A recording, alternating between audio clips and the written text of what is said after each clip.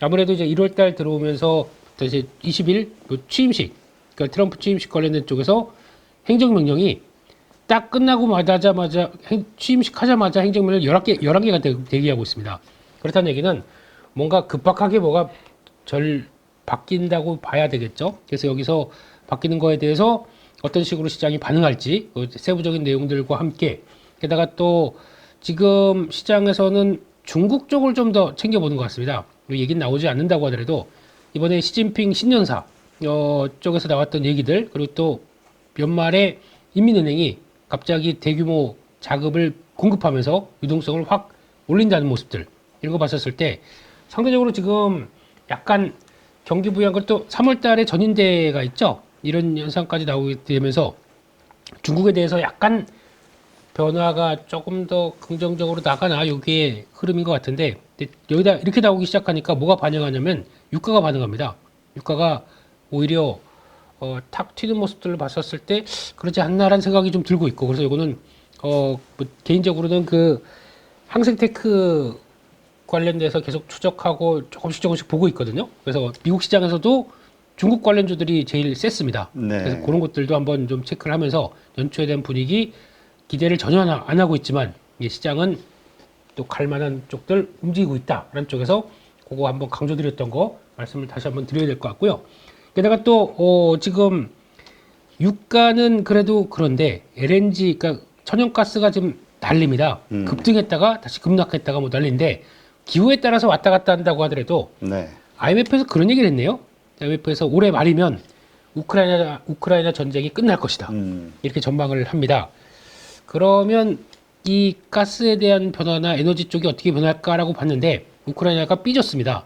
그래서 지금 50년 동안 지금 가스관을 러시아에서 유럽 쪽으로 이렇게 연결했던 부분들을 이거 다 안 해. 그러면서 이제 이 중간 단계를 딱 차단해 버렸습니다. 그러면 이제 지금까지 뭐 물론 그 사이에 뭐 러시아가 자꾸 가스관을 잠궜다 풀었다 하다 보니까 별로 신뢰감이 없어서 많이 공급 대체를 바꿔놨었는데, 네. 우크라이나가 이렇게 선언하면서 이제 또 가스 관련된 쪽이 이제 완전히 러시아 쪽이 좀 고립이 될 수밖에 없는 그런 쪽이고, 그러다 보니까 공급망을 많이 좀 다변화시켰던 쪽이 첫 번째가 노르웨이가 나오고요. 두 번째가 미국, 그 다음에 카타르입니다. 이런 식으로 공급을 전환을 시켰다고 하더라고요. 그러면 여기서 수혜를 받는 쪽들이, 노르웨이는 이제 그 북쪽이다 보니까 자체적으로 해결을 한다고 하더라도 미국 쪽으로 들어오는 거, 카타르로 들어오는 거, 이거 같은 경우는 다 누가 운반하겠습니까? 네, 그러면 LNG 운반선에 대한 기대감도 점점 커지면서 결국에는 뭐 LNG 가격에 대해서는 뭐 날씨에 따라서 이제 왔다 갔다 하고 수요에 따라서 왔다 갔다 하고 한다고 하더라도 우리나라 입장 쪽으로 보게 되면 운송에 대한 수요가 높아진다 그러면 또 미국은 그러면 또 수출할 또 터미널들 쫙 세울 거고, 거기서 나올 수 있는 부분들은 운송에 대한 조선 쪽 계속 또 부각을 받는 그런 모습들이고, 좀 더 크게 보게 되면은 그러면 이게 우크라이나가 이러다 보니까 유럽 쪽에서는 경제가 생각보다 또 좀 그 에너지를 또 다르게 또 들여와야 되고 하는 약간 그 복잡한 내용들이 있다 보니까 유로화가 또 생각보다 약세, 유럽 경제에 대한 기대감 낮은 모습들, 그러니까 자꾸 달러가 안 빠지는 모습들로 봐야 되겠죠. 네. 여기 어느 정도 좀 완벽하게 돼서 더 이상 에너지에 대해서 걱정이 좀 없는 모습들로 가야 그나마 유럽에 대한, 그나마 유럽 지금 뭐 기대감이 전혀 없는데 유럽 경제에 대해서도 좀 견고한 모습들의 기반이 되지 않나라는 쪽에서 분위기를 봐야 될 것 같고요. 그런 가운데 또 보니까 1월 달에 지금 이제 1월 28일이 29일이죠. 이때 또 FOMC 회의가 열리는데 지금 보니까 금리 동결 확률이 90%더라고요. 그러면 올해 그 지난번, 그러니까 FOMC 그 의사록이 아마 다음 주에 발표가 될 겁니다. 발표되면서 그러면 뉘앙스가 그랬었고, 그러면 올해 금리가 이제 한 2번 정도로 내릴 걸로 많이 후퇴가 됐는데 언제 이게 레벨 다운이 되면서 이제 금리에 대한 모습들로 이어갈 것이냐라는 쪽들, 또 이제 중간적으로 보면은 고용 보고서 있죠.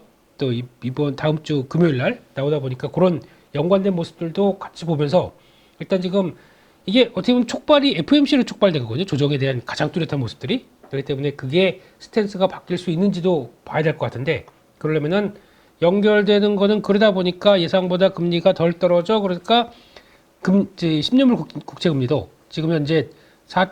아까 보니까 4.57 거의 4.6대에서 크게 안 밀립니다. 그렇게 다 연관을 시켜볼 수 있는 거거든요. 그렇게 되면은 지금은 아직은 시장에서 뭐 기대감을 확 키울 정도로 분위기가 나오지 않는다라는 것들은 조금 더 체크를 해야 될 것 같습니다. 거기까지 봐야 될 것 같고요. 미국은 뭐 조정권이 뚜렷하다고 하더라도 그러면 미국이 조정이니까 한국이 또 영향을 받는다라고 하다 보니까 시가는 영향을 받을 것 같아요. 계속 미국의 좀 묵직한 모습이 나오면.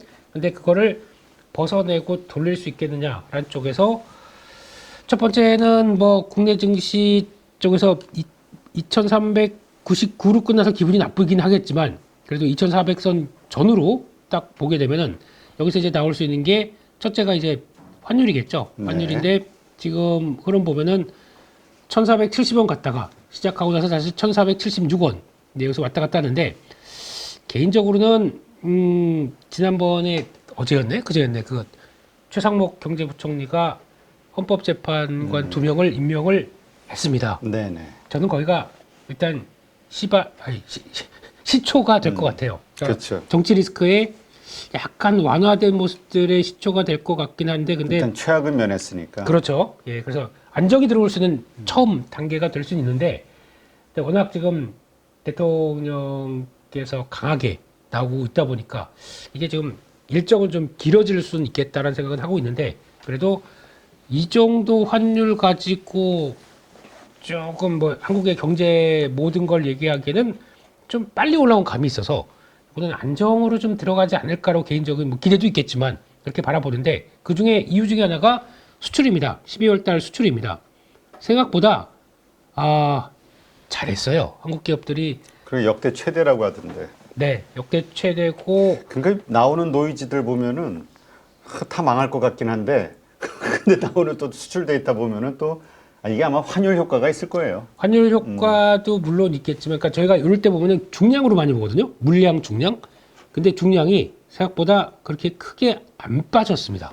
그러니까 그러면 거기다가 환율 효과까지 피해 효과까지 가세돼서 그래서 이게 뭐 역대 최대라고 나온다고 하더라도 중량 자체가를 무시할 수는 없거든요. 그렇기 때문에 이게 P와 Q가 생각보다 안 꺾였다라고 봐야 될 것 같은데 그러다 보니까 지금 11월 수출만 보게 되면 6.6%입니다. 이게 지금 기저효과가 나와서 11월 달까지만 해도 1.4% 증가하다 보니까 그냥 1, 2%대에서 그냥 간신히 나오든가 아니면 저 역성장 나올 것이다 라는 쪽에 대한 부담감이 컸었는데 아닙니다. 잘 나왔고 게다가 또 그러면 연간 흑자가 518억 달러 그러면 이게 이 정도 되기 시작하게 되면은 환율이 그렇다고 저희가 외환 보유가 막 빠진 것도 아니고 첫 번째 외환 보유가 한 4천억 달러대가 있고 두 번째는 역외 투자가 많은 거 아닙니까? 그러니까 그러다 보니까 지금 미국 쪽 주식 투자가 뭐 거의 300조 이상 들어갈 정도로 거기까지 강하게 들어갈 정도다 보니까 그러면 이게 달러가 없다라고 표시하기는 좀 어렵거든요. 역외 투자다 보니까. 그러게 되면 그걸 바라보면서 약간 심리적으로 환율이 더 세게 반응한 측면들이 맞지 않나라는 쪽도 바라보는데 근데 물론 그럴 수 있습니다. 11달 수출을 보면서 지금 반도체가 반도체 무시하는데 무시하지 마세요. 지금 이 얘기는 몇 번 드렸습니다. 1월 달에 의외로 훅 들어오는 모습들을 보고 깜짝 놀라지 마시고요.